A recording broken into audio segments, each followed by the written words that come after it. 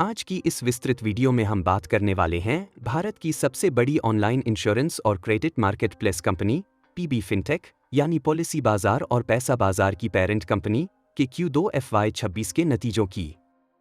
यह तिमाही कंपनी के लिए कई महत्वपूर्ण संकेत लेकर आई है, चाहे वह प्रीमियम ग्रोथ हो, रेवेन्यू का उछाल हो या फिर प्रॉफिटेबिलिटी में मजबूत सुधार। इस वीडियो में हम कंपनी की कॉन्फ्रेंस कॉल के हर महत्वपूर्ण हिस्से को विस्तार से समझेंगे जिसे कंपनी के टॉप मैनेजमेंट ने प्रस्तुत किया। सबसे पहले बात करते हैं तिमाही के कुल प्रदर्शन की। कंपनी के ग्रुप सीईओ यशिश दहिया ने कॉल की शुरुआत एक दिलचस्प घटना से की, जहां 3 सितंबर को यह घोषणा हुई कि 22 सितंबर से जीएसटी में बदलाव होने वाला है। आमतौर पर ऐसे माहौल में टर्म और हेल्थ इंश्योरेंस की खरीद कम हो जाती है, लेकिन पॉलिसी बाजार की एग्जीक्यूशन क्षमता इतनी मजबूत थी कि कंपनी की बिक्री पर इसका कोई नकारात्मक असर नहीं पड़ा। इसी वजह से सितंबर का महीना कंपनी के लिए पूरी तरह स्थिर और मजबूत रहा। अब कंपनी के वास्तविक प्रदर्शन पर आते हैं। तिमाही के दौरान पीबी फिनटेक का कुल इंश्योरेंस प्रीमियम 7,605 करोड़ रुपए तक पहुंच गया, जो सालाना आधार पर लगभग 40% और तिमाही आधार पर 15% की तेज वृद्धि है। ऑनलाइन प्रोटेक्शन सेगमेंट 44% बढ़ा, जबकि हेल्थ इंश्योरेंस 60% की शानदार वृद्धि के साथ शीर्ष पर रहा। इन सभी आंकड़ों से यह साफ दिखता है कि पॉलिसी बाजार आज भी भारत के डिजिटल इंश्योरेंस बाजार में एक मजबूत नेतृत्वकारी स्थिति में है। कंपनी का कुल कंसोलिडेटेड रेवेन्यू इस तिमाही में 1,614 करोड़ रुपए पर पहुंच गया, जो 38% वार्षिक वृद्धि है। कोर इंश्योरेंस रेवेन्यू 36% बढ़ा।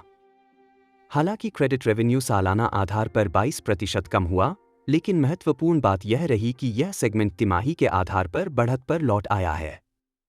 डिसबर्सल्स लगभग 9% बढ़े, जो इससे जुड़ी स्थिर रिकवरी का संकेत है। इस तिमाही का सबसे बड़ा स्ट्रक्चरल पॉजिटिव रहा रिन्यूअल बिजनेस। कंपनी का रिन्यूअल ARR लगभग 758 करोड़ रुपए तक पहुंच गया है, जो पिछले वर्ष की तुलना में काफी अधिक है। यह रिकरिंग रेवेन्यू भविष्य की अर्निंग्स विजिबिलिटी को और मजबूत करता है। कोर इंश्योरेंस बिजनेस पिछले 10 लगातार तिमाहियों से 35 से 45% की स्थिर वृद्धि बनाए हुए है, जो किसी भी डिजिटल प्लेटफॉर्म के लिए एक दुर्लभ कंसिस्टेंसी है। कंपनी के न्यू इनिशिएटिव्स में सबसे महत्वपूर्ण रहा पीबी पार्टनर्स का विस्तार। यह कंपनी का एजेंट एग्रीगेटर मॉडल है, जिसके माध्यम से अब 3.8 लाख से अधिक सलाहकार पूरे भारत के 19,000 से ज्यादा पिन कोड में सक्रिय हैं। इस इनिशिएटिव की रेवेन्यू ग्रोथ 61% रही और इसका EBITDA मार्जिन भी लगातार बेहतर हो रहा है।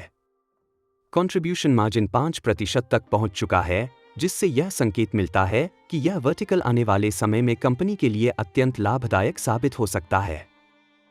कंपनी का UAE बिजनेस भी तेजी से आगे बढ़ रहा है और इस तिमाही में लगभग 64% सालाना वृद्धि दर्ज की गई। सबसे महत्वपूर्ण बात यह है कि UAE बिजनेस लगातार 3 तिमाहियों से लाभदायक चल रहा है। यह पीबी फिनटेक की अंतर्राष्ट्रीय रणनीति का एक महत्वपूर्ण स्तंभ है और इसे कंपनी भविष्य में और मजबूत करना चाहती है। अब बात करते हैं पीबी फिनटेक की कंसोलिडेटेड प्रॉफिटेबिलिटी की। कंपनी का पैट लगभग 135 करोड़ रुपए तक पहुंच गया है, जो सालाना आधार पर लगभग 165% की वृद्धि को दर्शाता है। पैट मार्जिन 4% से बढ़कर 8% पर पहुंच गया है। यह इंश्योरेंस वितरण जैसे कम मार्जिन वाले उद्योग में एक बेहद बड़ा सुधार है।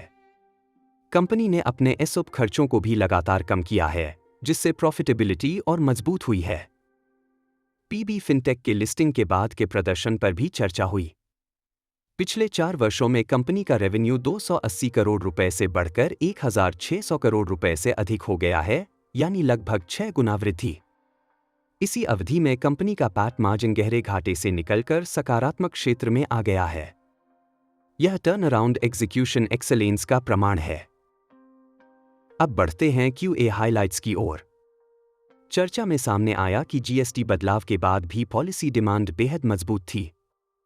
22 सितंबर का दिन कंपनी के इतिहास के सबसे बड़े डिमांड डेज में से एक रहा।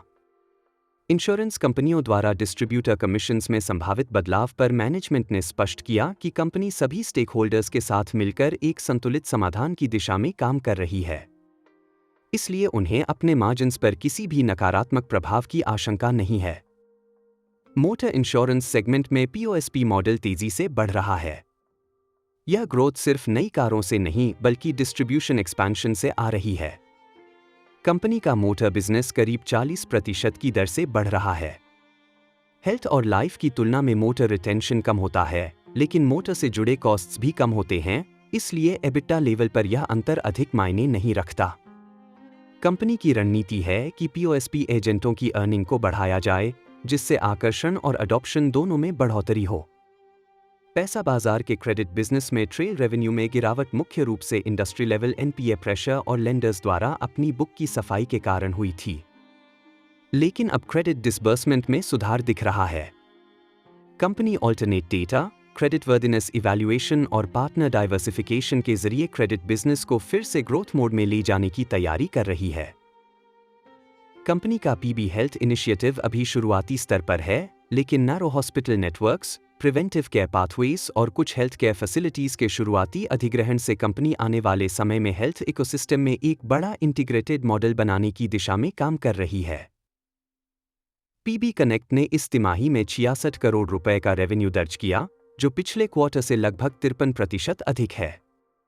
संपूर्ण न्यू इनिशिएटिव्स अगले 2 वर्षों में ब्रेक इवन की ओर बढ़ रहे हैं और मैनेजमेंट का अनुमान है कि FY 27 तक नई बिजनेसेस पूरी तरह सस्टेनेबल और सेल्फ फंडेड हो जाएंगी।